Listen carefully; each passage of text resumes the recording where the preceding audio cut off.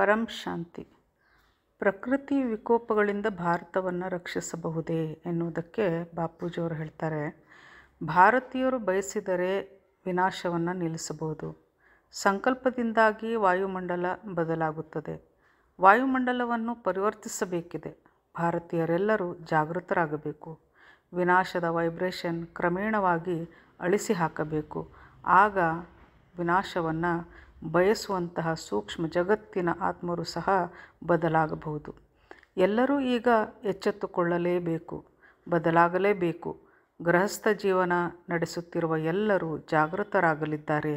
ಏಕೆಂದರೆ ಗೃಹಸ್ಥ ಜೀವನ ನಡೆಸುವವರು ಪವರ್ಫುಲ್ ಆತ್ಮಗಳಾಗಿದ್ದು ಅವರೆಲ್ಲರೂ ಸಾಧಾರಣ ಮನುಷ್ಯ ಜನ್ಮಕ್ಕೆ ಬಂದಿದ್ದಾರೆ.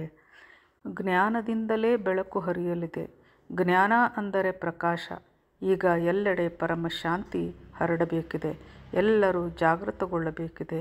ಎಲ್ಲರಿಗೂ ಶಾಂತಿ ಬೇಕಾಗಿದೆ. ಹೀಗಾಗಿ ಭೂಮಿಯ ಮೇಲೆ ಪರಮ ಶಾಂತಿಯನ್ನು ಹರಡಬೇಕಿದೆ.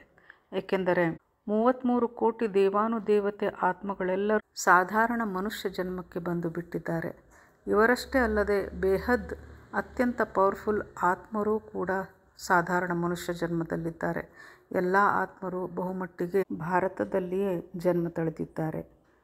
ಈ ಆತ್ಮರೆಲ್ಲರೂ ಆತ್ಮಜ್ಞಾನವನ್ನು ಪಡೆದು ಆತ್ಮಸ್ವರೂಪದಲ್ಲಿ ಬಂದಾಗ ಪರಮ ಶಾಂತಿ ವೈಬ್ರೇಷನನ್ನು ಸಂಪೂರ್ಣ ಭೂಮಿಯ ಮೇಲೆ ಹರಡಿದಾಗ ಭೂಮಿಯ ಸುತ್ತಲೂ 200 ಕೋಟಿ ಕಿಲೋಮೀಟರ್ವರೆಗೆ ವೈಬ್ರೇಷನ್ ಹರಡಿಕೊಂಡು ವಾಯುಮಂಡಲವೆಲ್ಲವೂ ಪರಿವರ್ತನೆ ಆಗುತ್ತದೆ.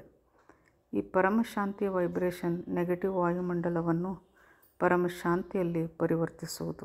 ಇದರಿಂದ ನೆಗೆಟಿವ್ ಜನಗಳ ನೆಗೆಟಿವ್ ಸಂಕಲ್ಪಗಳು ಕಡಿಮೆಯಾಗುವುದು.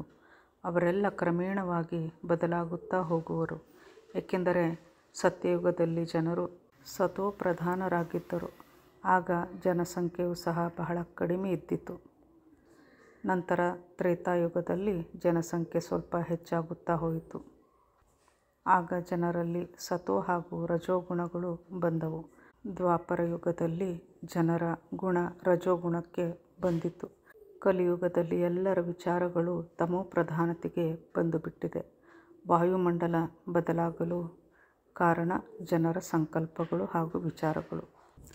ಬ್ರಹ್ಮಾಂಡದಲ್ಲಿ ಬ್ರಹ್ಮನಿಂದ ಅಂದರೆ ಬ್ರಹ್ಮನ ಸಂಕಲ್ಪದಿಂದಾಗಿ ಸೃಷ್ಟಿಯ ರಚನೆಯಾಗುತ್ತದೆ. ಹೀಗೆ ಸಂಕಲ್ಪ ವಿಚಾರಗಳು, ಈ ವಿಚಾರಗಳಿಂದಲೇ ಎಲ್ಲವೂ ಬದಲಾಗುತ್ತಿರುತ್ತದೆ.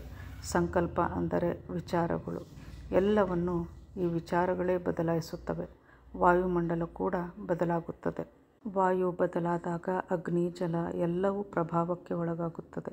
ಹೀಗಾಗಿ ವಾಯುಮಂಡಲವನ್ನು ಪರಿವರ್ತಿಸಲು ಎಲ್ಲ ಭಾರತವಾಸಿಗಳು ಜಾಗೃತರಾಗಬೇಕಿದೆ ಹಾಗೂ ಆತ್ಮಜ್ಞಾನವನ್ನು ಪಡೆದು ಆತ್ಮಸ್ವರೂಪದಲ್ಲಿ ನೆಲೆಯಾಗಿ ತಮ್ಮ ಸಂಕಲ್ಪ ಶಕ್ತಿಯನ್ನು ಹೆಚ್ಚಿಸಿಕೊಳ್ಳಬೇಕಿದೆ. ಪರಮ ಶಾಂತಿಯ ವೈಬ್ರೇಷನ್ ವಿಶ್ವದೆಲ್ಲೆಡೆ ಹರಡಬೇಕಿದೆ. ಆಗ ಜನರು ಉಸಿರಾಡುವ ಗಾಳಿಯಲ್ಲಿ ಅವರ ಶ್ವಾಸದಲ್ಲಿ ಪರಮ ಶಾಂತಿ ಹೋಗುವುದು. ಆಗ ಜನರ ಸೂಕ್ಷ್ಮ ಶರೀರ, ಕಾರಣ ಶರೀರ ಎಲ್ಲವೂ ಪರಿವರ್ತನೆಯಾಗುವುದು. ಪರಂ ಶಾಂತಿ. परम शांति सोचो बोलो परम शांति. Join us daily for our morning live meditation, Monday to Saturday, 5:30 to 6:30 a.m. Join us daily for live meditation, 10 p.m. to 11 p.m. on YouTube Live. Subscribe now.